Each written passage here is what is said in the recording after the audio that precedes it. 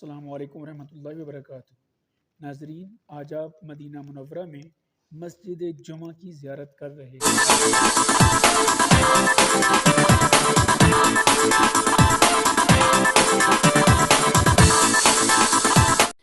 بسم اللہ الرحمن الرحیم۔ ہوں لاکھوں سلام اس آقا پر، بت لاکھوں جس نے توڑ دیے، دنیا کو دیا پیغام سکوں، طوفانوں کے رخ موڑ دیے۔ اس محسن اعظم نے الیاس کیا کیا نہ دیا انسانوں کو، دستور دیا منشور دیا، کئی راہیں دی کئی موڑ دیے۔ ناظرین گرامی قدر، آج آپ مسجد جمعہ کی زیارت کر رہے ہیں۔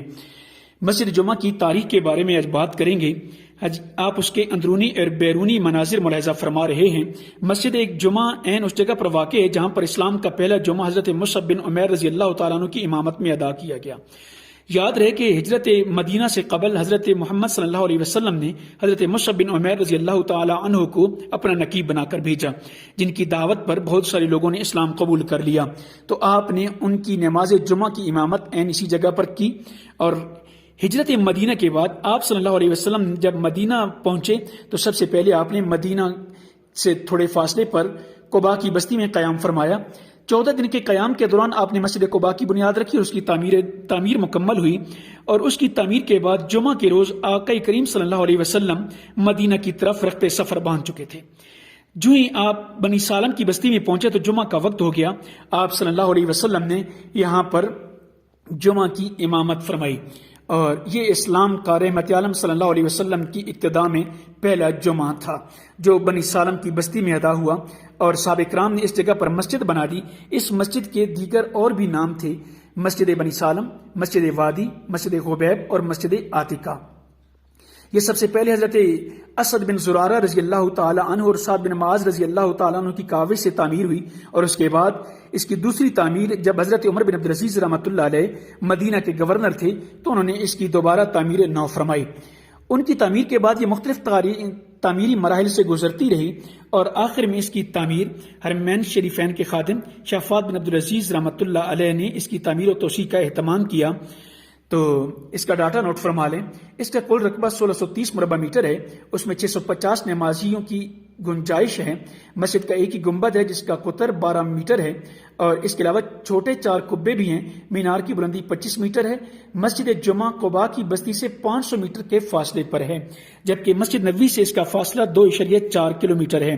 جب آپ مسجد نبوی کے دروازہ نمبر 6 سے نکلتے ہیں تو مسجد خمامہ اور مسجد ابی بکر کے درمیان شارع عمر فاروق پر چلتے ہوئے آپ کبری تک پہنچتے ہیں، یعنی رنگ روڈ تک پہنچتے ہیں۔ رنگ روڈ پر پہنچنے کے بعد آپ جادہ قباء کی طرف نکلتے ہیں تو مسجد قباء سے قبل وہاں پر مسجد جمعہ آئے گی۔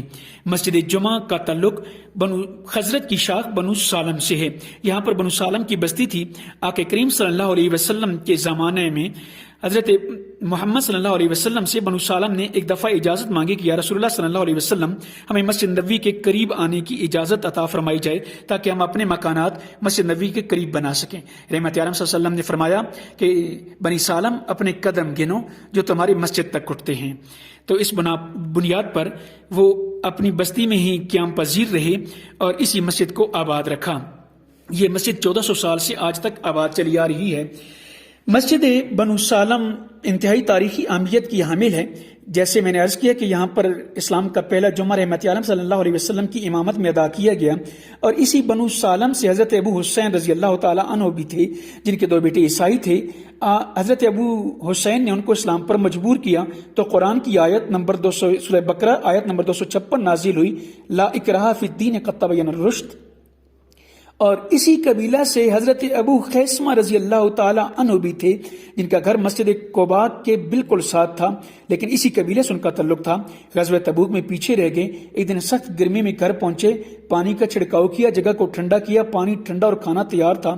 کہنے لگے اللہ کے رسول تو سخت دھوپ اور گرمی میں ہوں اور ابو خیثمہ نعمتوں سے لطف اندوز ہو، یہ انصاف نہیں، اللہ کی قسم میں گھر میں داخل نہیں ہوں گا۔ پھر تیاری کی اور سامان سفر لے کر روانہ ہو گئے۔ تبوک میں حضرت صلی اللہ علیہ وسلم کے قریب پہنچے تو حضرت صلی اللہ علیہ وسلم نے فرمایا اللہ کرے یہ ابو خیثمہ ہو۔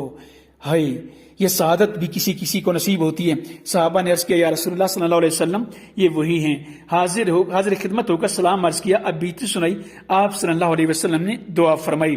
تو رحمت عالم صلی اللہ علیہ وسلم نے جن کے لیے دعا فرمائی ان کے لیے تو جنت مچلنے لگتی ہے۔ یہ مسجد انتہائی تاریخی اہمیت کی حامل ہے اور جادہ قباء اس کے سامنے سے گزرتا ہے۔ جادہ قباء وہ راستہ ہے جس پر رحمت عالم صلی اللہ علیہ وسلم ہر مہینہ کو، بعض روایت میں ہر اتوار کو، مسجد قباء تشریف لاتے تھے۔ بعض اوقات آپ اسی جادہ قباء پر پیدل چلتے اور بعض اوقات سواری پر سوار ہوتے، تو اس راستے پر پیدل چلنا بھی سنت ہے۔ تو سامعین گرامی قدر، یہ پورا راستہ مسجد قباء تک، اور مسجد قباء وہ مسجد ہے جس میں 2 نفل پڑھنے کی سعادت حاصل ہو جائے تو ایک قبول عمرے کا ثواب ملتا ہے۔ نہایت شکریہ، اللہ حافظ۔